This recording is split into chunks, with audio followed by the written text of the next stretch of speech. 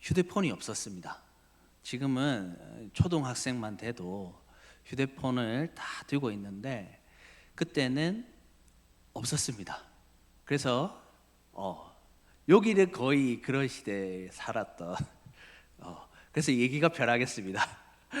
그때는 우리가 어떻게 약속을 잡았습니까? 누군가를 만날 때 언제 어디서 몇 시에 만나자 이렇게 해가지고 딱 만났습니다. 저는 저쪽에 남포동 쪽에 살아서 그때 맥도날드 거기가 하플이었거든요. 그래서 남포동 맥도날드에서 몇 시에 만나자 이렇게 딱 약속하는 겁니다. 그러면서 이렇게 얘기합니다. 늦지 마라 이렇게 딱 얘기를 합니다. 이렇게 약속을 정해놓고 정해진 시간에 정해진 장소로 나가서 친구가 올 때까지 기다리는 것이었습니다. 한 번은 친구와 약속을 하고 약속 장소에서 기다리고 있는데 그 친구가 아무리 시간이 돼도 오지 않는 것입니다. 30분을 기다려도 오지 않고 거의 1시간쯤 기다렸던 것 같습니다. 그래서 혹시 무슨 일이 있나 싶어가지고 집에도 전화를 걸었는데 전화를 받지 않는 겁니다. 그래서 혹시나 하는 마음에 한 10분 정도 더 기다렸다가 아무리 안 와서 그래서 집에 갔습니다. 할 수 없이 집에 가고 다음날 학교에서 친구를 만났는데 제가 그래서 왜 안 나왔냐고 그렇게 따져서 물으니까 그런데 그 친구 말이 너무 어이가 없었습니다. 야, 한 30분 기다리다가 안 오면 그냥 가지 이러는 겁니다. 너무 화가 나서 야, 약속을 했으면 지켜야 될까 아이가 이렇게 하니까 또 하는 말이 야, 원래 약속은 깨라고 있는 거다 이렇게 얘기하는 겁니다. 그래서 그 다음부터 제가 어떻게 했겠습니까? 이 친구를 상종을 안 했습니다. 이제 도저히 얘는 만날 애가 아니다. 그래서 그 이후 그 친구와는 아예 자연스럽게 멀어졌고 지금은 어디서 무엇을 하고 어떻게 있는지도 모르는 상태가 되었습니다. 그런데 시간이 지나서 돌이켜 보니까 어쩌면 사람이나 원래 그런 존재인지도 모르겠다 생각이 듭니다. 많은 사람들이 약속을 하면서도 동시에 그 약속을 쉽게 바꾸는 모습을 보게 됩니다. 상황이 바뀌면 마음도 바뀌고 이해관계가 달라지면 말도 달라집니다. 그래서 우리 속담에 화장실 들어갈 때 마음 다르고 나올 때 마음 다르다 이런 속담이 있지 않겠습니까? 문제는 이렇게 마음이 쉽게 변하고 약속을 쉽게 어기는 사람은 신뢰하기가 어렵다라는 것입니다. 예를 들어서 어떤 일을 함께 한다라고 생각해 보시기 바랍니다. 아침에 이렇게 하자고 결정을 했습니다. 그런데 조금 있다가 전화 와서 저렇게 바꾸자고 합니다. 그래서 그 바꾼 대로 다시 일을 진행하고 있는데 또 다시 전화 와서 다시 원래대로 하자 이렇게 이야기를 합니다. 그러면 함께 일하는 사람의 입장에서 얼마나 혼란스럽겠습니까? 이런 식으로 계획과 결정을 계속 바꾸게 되면 일이 제대로 진행될 수가 없을 것입니다. 그리고 결국에는 그 사람과는 함께 일하고 싶지 않게 될 것입니다. 하지만 이것도 역시 어느 정도 어쩔 수 없는 일인 것 같습니다. 왜냐하면 인간은 유한하고 연약하며 매우 제한된 존재이기 때문입니다. 그래서 모세는 시편 90편 10절에 이렇게 말합니다. 우리의 연수가 70이요 강건함은 80이라도 그 연수의 자랑은 수고와 슬픔뿐이요 신속히 가니 우리가 날아가나이다. 이처럼 인간은 연약하고 제한된 존재이기 때문에 결국 신뢰의 대상이 될 수는 없습니다. 그렇다면 우리는 누구를 신뢰해야 할까요? 우리는 누구를 바라보며 이 세상을 살아가야 할까요? 오늘 본문을 통해 우리가 신뢰할 분이 누구고 그리고 그분이 어떤 분인지를 함께 살펴보는 시간 되길 원합니다. 오늘 말씀의 배경은 이렇습니다. 이스라엘 백성은 가나안 땅을 차지하라는 하나님 말씀에 불순종하였습니다. 그 결과 가나안 땅을 정탐한 기간이었던 40일을 하루를 1년으로 계산해서 40년 동안 광야에서 생활을 하게 되었습니다. 이제 그 40년의 마지막이 다가오고 있습니다. 이스라엘 민족은 광야 생활을 마치고 약속의 땅을 향해 이동하는 중입니다. 그런데 이 모습을 지켜본 모압 왕 발락은 크게 두려워하였습니다. 이스라엘 민족은 광야에서 40년을 보냈지만 처음 싸울 수 있었던 장정이 60만 명이었는데 다시 살려보니까 어떻게 해요? 60만 명 그대로였습니다. 또한 그들이 점점 약해지는 것이 아니라 점점 강해지고 있었습니다.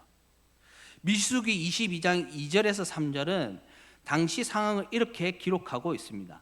십볼의 아들 발락이 이스라엘이 아모리인에게 행한 모든 일을 보았으므로 모압이 심히 두려워하였으니 이스라엘 백성이 많음으로 말미암아 모압이 이스라엘 자손 때문에 번민하더라.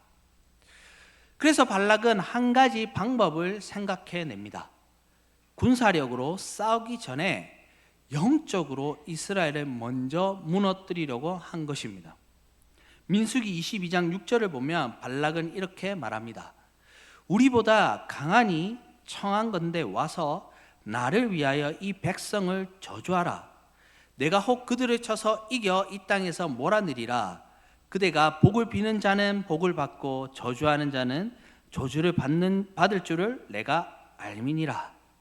그래서 발락은 당시 유명한 점술가였던 발람을 불러 이스라엘을 저주해 달라고 요청했습니다. 발락은 발람에게 많은 재물과 보상을 약속하면서 이스라엘을 저주하도록 부탁했습니다. 그러나 발람이 아무리 애를 써서 이스라엘을 저주하려고 해도 그렇게 할 수 없게 되었습니다. 왜냐하면 하나님께서 발람의 입을 막으셨기 때문이었습니다. 그리고 놀랍게도 하나님께서는 오늘 말씀에서 발람의 입을 통해 저주가 아니라 축복을 선포하게 하셨습니다. 그 축복의 선언 가운데 가장 중요한 말씀이 바로 오늘 본문인 민수기 23장 19절입니다. 함께 보시면 하나님은 사람이 아니시니 거짓말을 하지 않으시고 인생이 아니시니 후회가 없으시도다. 어찌 그 말씀하신 바를 행하지 않으시며 하신 말씀을 실행하지 않으시랴. 이 말씀은 단순한 문장이 아닙니다.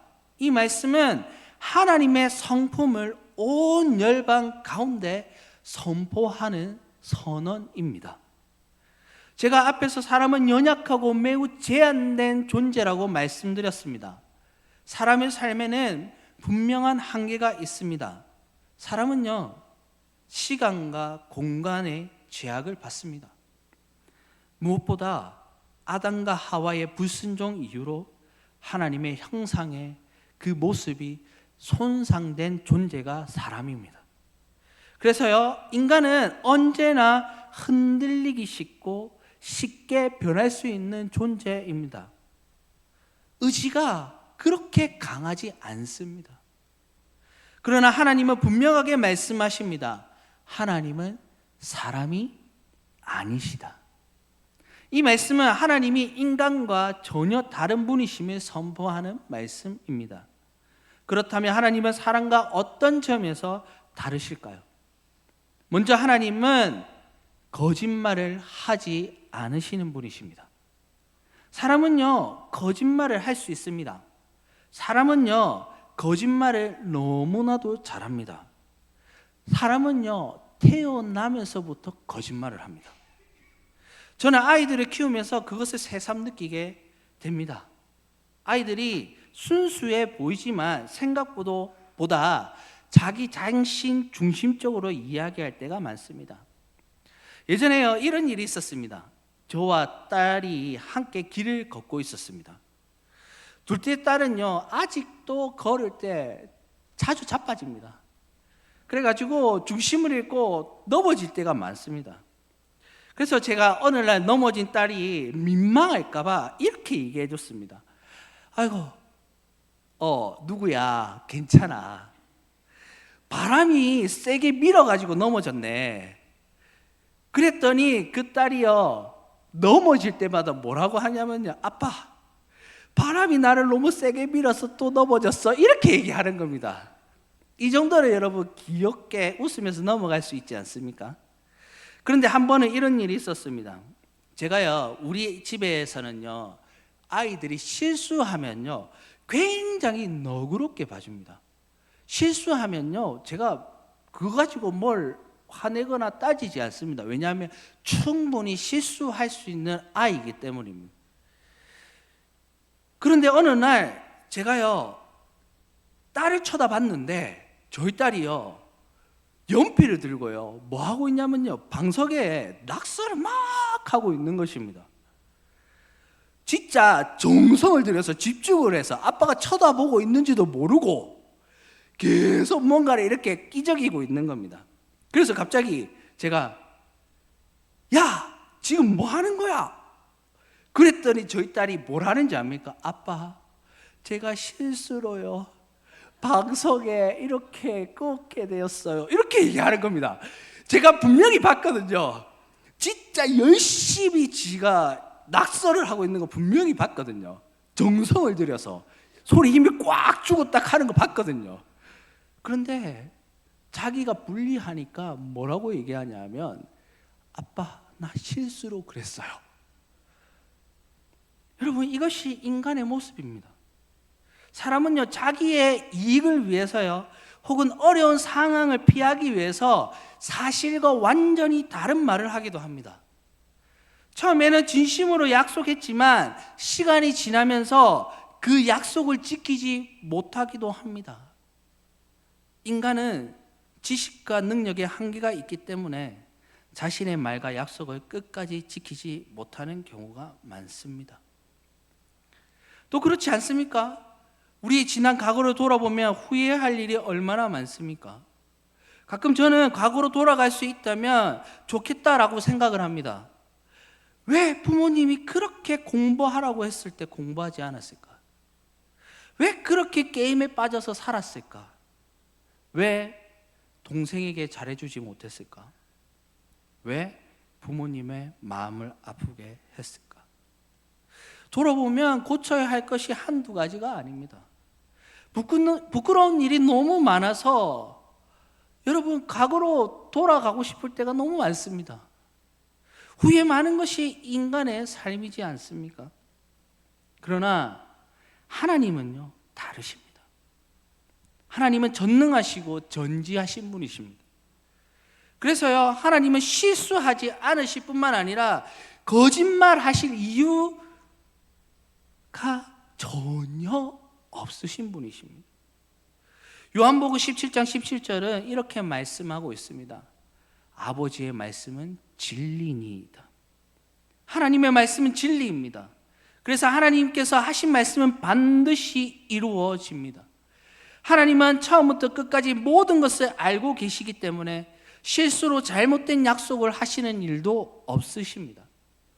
히브리서 6장 18절에 이는 하나님이 거짓말을 하실 수 없는 이 두 가지 변하지 못할 사실로 말미암아 앞에 있는 소망을 얻으려고 피난처를 찾는 우리에게 큰 안위를 받게 하려 하심이라.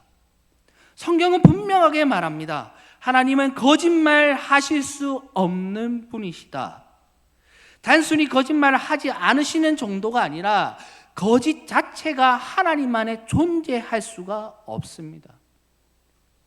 오늘 본문의 상황을 보면 이 사실이 더욱 분명하게 드러납니다. 모압 왕 발락은 발람에게 많은 재물을 약속하며 이스라엘을 저주하라고 요청했습니다. 어떻게든 이스라엘을 약하게 만들려고 했기 때문입니다. 그리고요 발람은 실제로 저주하고 싶었어요. 그것만 하면 자기가 얻을 부귀 영화 때문에 그렇게 하려고 했습니다. 그런데 발람의 입에서 나온 것은 저주가 아니었고, 민수기 23장 20절에 내가 축복할 것을 받았으니 그가 주신 복을 내가 돌이키지 않으리라. 이 말씀은 매우 중요한 의미를 담고 있습니다.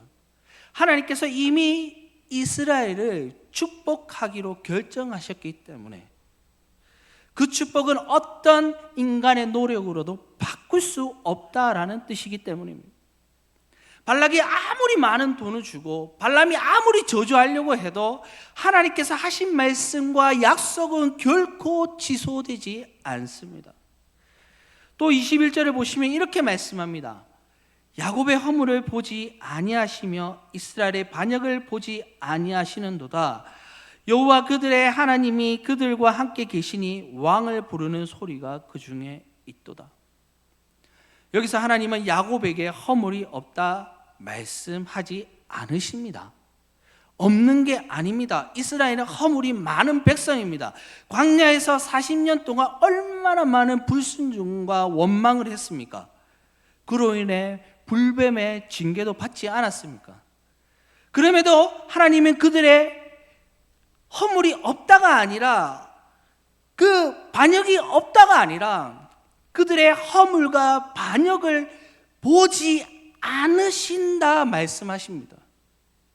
이것은요, 하나님께서 이미 주신 그 약속과 언약을 우리의 어떠함에 상관없이 바꾸시지 않으신다라는 뜻입니다. 그래서 하나님은 사람이 아니시고 인생이 아니시기에 거짓말을 하지 않으시고 후회하지 않으십니다. 인간처럼 감정에 따라 약속을 바꾸지 않으시고 하나님께서 하신 말씀은 반드시 성취됩니다. 이사야 40장 8절에는 이렇게 말씀합니다. 풀은 마르고 꽃은 시드나 우리 하나님의 말씀은 영원히 서리라. 또 마태복음 5장 18절에 진실로 너희에게 이르노니 천지가 없어지기 전에는 율법의 1.1획도 결코 없어지지 아니하고 다 이루리라. 이것이 바로 하나님의 신실하심입니다. 사랑하는 성도 여러분, 이 사실은요, 오늘을 살아가는 우리에게도 매우 중요한 의미가 있습니다. 우리가 믿는 하나님은 상황과 환경에 따라 말씀을 바꾸시는 분이 아니십니다. 시대가 바뀐다고 해서 달라지시는 분이 아니십니다. 그분의 신실하신 약속은 오늘날에도 여전히 동일합니다. 아무리 기술과 문명이 발전하고 세상이 편리해지고 생활 양식이 바뀌어지고 복잡해졌다 하더라도 하나님의 말씀은 결코 변하지 않습니다. 그리고 하나님께서 하신 말씀은 반드시 이루어집니다. 특히 21절 말씀 다시 보시기 바랍니다. 야곱의 허물을 보지 아니하시며 이스라엘의 반역을 보지 아니하시는도다. 여호와 그들의 하나님이 그들과 함께 계시니 왕을 부르는 소리가 그 중에 있도다. 여러분, 우리 가운데 이스라엘보다 허물이 없는 사람이 어디에 있겠습니까? 우리 역시 이스라엘 백성과 마찬가지로 연약하고 죄 많은 존재입니다. 그럼에도 불구하고 하나님께서는 그들의 허물을 보지 아니하시고 여호와 그들의 하나님이 그들과 함께 계시겠다 말씀하십니다. 하나님께서 우리와 함께 하시는 것이 왜 중요합니까? 22절과 23절 말씀을 보시면 하나님이 그들의 애굽에서 인도하여 내셨으니 그들의 힘이 들소와 같도다. 야곱을 해야 할 점술이 없고 이스라엘을 해야 할 복술이 없도다. 이때에 야곱과 이스라엘에 대하여 논할진대 하나님께서 행하신 일이 어찌 그리 크냐 하리로다. 객관적으로 보면요, 이스라엘은 결코 강한 군사력을 가진 민족이 아닙니다. 당시 다른 민족들이 철병기를 사용하고 있을 때 이스라엘이 가진 무기는요, 나무 병기, 청동 무기, 그 정도 수준에 불과했습니다. 군사력으로만 보면 전력이 매우 열세였습니다. 그럼에도 불구하고 이스라엘은 당시 가장 강성했던 애굽의 종살이에서 벗어나게 되었습니다. 그리고 지금 모압 왕 발락이 퍼붓는 저주 역시 그들에게 아무런 영향을 미치지 못했습니다. 왜 그렇습니까? 온 우주 만물을 창조하시고 다스리시는 만왕의 왕 하나님께서 그들과 함께 하셨기 때문입니다. 어떤 점술도, 어떤 저주도, 어떤 공격도 하나님께서 보호하시는 백성을 해할 수 없습니다. 오히려 하나님의 백성을 대적하는 것은 홍해에 수장되었던 애굽의 군대처럼 그 세력만 무너질 뿐입니다. 사랑하는 성도 여러분, 오늘 말씀은 우리에게 매우 중요한 진리를 가르쳐 줍니다. 하나님은 사람이 아니시다라는 것입니다. 그래서 하나님은 거짓말하지 않으시고 후회도 하지 않으시며 자기 백성을 끝까지 지키시고 보호하십니다. 세상은 끊임없이 변합니다. 사람의 말도 상황도 계속해서 바뀝니다. 그러나 하나님은 변하지 않으십니다. 혹시 지금 삶 속에서 불안하거나 흔들리고 계신 분 있으십니까? 혹시 사람 때문에 상처받고 낙심하신 분 계십니까? 이럴 때 우리가 이 말씀을 붙들어야 합니다. 하나님은 사람이 아니시다. 그래서 우리는 사람과 세상을 바라보며 살아가는 것이 아니라 변하지 않으시고 오늘도 우리에게 끝없는 사랑과 은혜를 베풀어 주시는 하나님을 신뢰하며 살아가야 합니다. 그 하나님의 진심으로 의지하고 바라보며 살아가는 성도님 되길 주님의 이름으로 축원합니다. 기도하겠습니다.